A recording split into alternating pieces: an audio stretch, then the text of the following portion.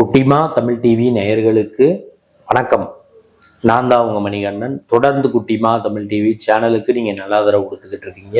அதுக்கு இந்த நேரத்துல இருந்து ஒரு மிகப்பெரிய நன்றியை தெரிவிச்சுக்கிறேன். இன்னைக்கு குட்டிமா தமிழ் டிவி சேனல்ல பார்க்க போற படம், திரை விமர்சனத்துல பார்க்க போற படம் குற்றம் புதிது. இந்த படத்தோட திரை விமர்சனத்துக்கு போறதுக்கு முன்னாடி குட்டிமா தமிழ் டிவி இந்த சேனலை சப்ஸ்கிரைப் பண்ணாதவங்களா இருந்தால் ஒரு தடவை பண்ணுங்க. பண்ணவங்க பெல் பட்டனை சேர்த்து அழுத்துங்க. அப்படி நீங்கள் சப்ஸ்கிரைப் பண்ணிட்டு பெல் பட்டன் அழுத்தினாதான் நாங்கள் வீடியோ அப்லோட் பண்ண உடனே உங்களுக்கு நோட்டிஃபிகேஷன் வரும். நீங்கள் அந்த வீடியோ பார்த்து என்ஜாய் பண்ணலாம். உங்களுடைய நண்பர்கள் உறவினர்கிட்டையும் குட்டிமா தமிழ் டிவி சேனலை பற்றி சொல்லி சப்ஸ்கிரைப் பண்ண வைங்க, லைக் பண்ண வைங்க, கமெண்ட் பண்ண வைங்க. வீடியோ பிடிச்சிருந்தா ஷேர் பண்ண சொல்லுங்க. இப்போ திரை விமர்சனத்துக்கு போகலாம். குற்றம் புதிது. மதுசூதனன், தருண் விஜய், புதுமுக கதாநாயகன் தருண் விஜய், சேஸ்விதா கனிமொழி, இவங்க இந்த மார்கன் படத்துல நடிச்ச கதாநாயகி. ஒரு கேரக்டர் ரோல் பண்ணியிருப்பாங்க. கிளைமேக்ஸ் அவங்க மேலதான் முடியும். அந்த மார்கன் படத்துல அவங்க இந்த படத்துல கதாநாயகியா நடிச்சிருக்காங்க. மற்றும் சில முன்னணி நட்சத்திரங்கள் இந்த படத்துல நடிச்சிருக்காங்க. இந்த படத்தோட கதை எப்படி ஆரம்பிக்குதுன்னு கேட்டீங்கன்னா, பஸ் ஸ்டாப்ல கதாநாயகி நின்றுகிட்டு இருக்காங்க. வண்டி புக் பண்ணிட்டு வண்டிக்காக வெயிட் பண்ணியிருக்காங்க. வண்டி கிடைக்கலைங்கிறாங்க. அவங்க அப்பா அசிஸ்டன்ட் கமிஷனர் மதுசூதனன் அவருக்கு ஃபோன் பண்றாங்க.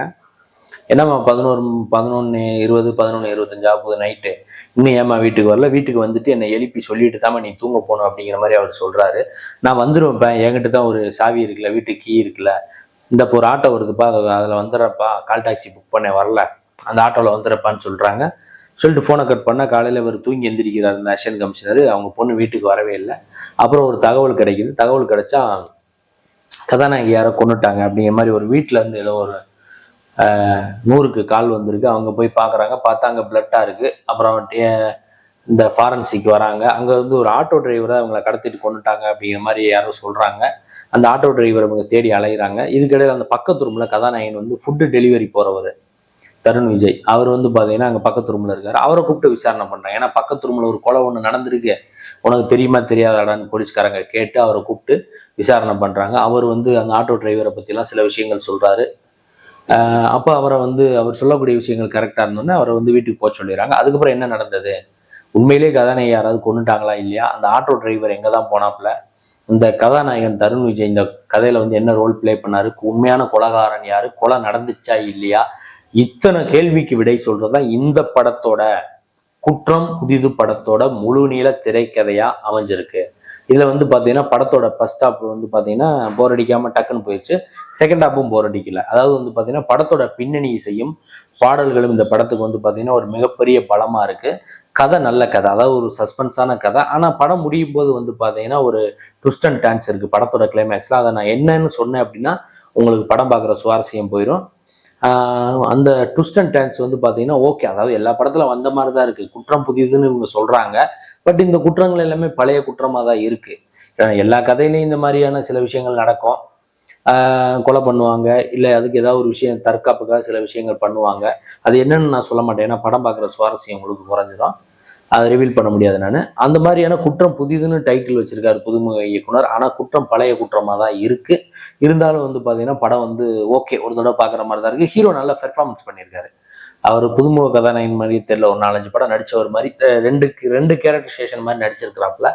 அவருடைய அந்த நடிப்பு வேரியேஷன், டைலாக் டெலிவரி, சில காமெடி காட்சிகள்லாம் ரொம்பவே நல்லா இருக்கு. சென்சார் போர்டில் பாத்தீங்கன்னா இந்த படத்துக்கு பாத்தீங்கன்னா ஏ சர்டிபிகேட் கொடுத்துருக்காங்க. அதாவது 18 வயசுக்கு மேற்பட்டவங்க இந்த படத்தை போய் திரையரங்குல பார்க்கலாம் அப்படிங்கிற மாதிரி சென்சார் போர்டில் சர்டிபிகேட் கொடுத்துருக்காங்க. இதுக்கு முன்னாடி ஆகஸ்ட் 14 வெளிவந்த சூப்பர் ஸ்டார் ரஜினிகாந்த் அவர்கள் நடித்த கூலி திரைப்படத்திற்கும் ஏ சர்டிபிகேட் தான் கொடுத்தாங்க சென்சார் போர்டில். இந்த ஏ சர்டிபிகேட்னா அந்த படத்துல பாத்தீங்கன்னா வைலன்ஸ் காட்சிகள் அதிகமாக இருக்கலாம், இல்லை இதர காட்சிகள் அதிகமாக இருக்கலாம்.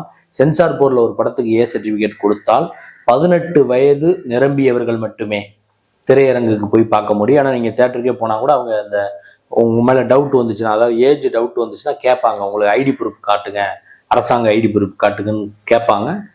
அப்படி உங்களுக்கு 18 வயசு முடிஞ்சிச்சுன்னா தாராளமாக அந்த படத்தை நீங்கள் போய் பார்க்கலாம். படம் ஓகேவா தான் இருக்குது, ஒரு தடவை பார்க்குற மாதிரி தான் இருக்குது.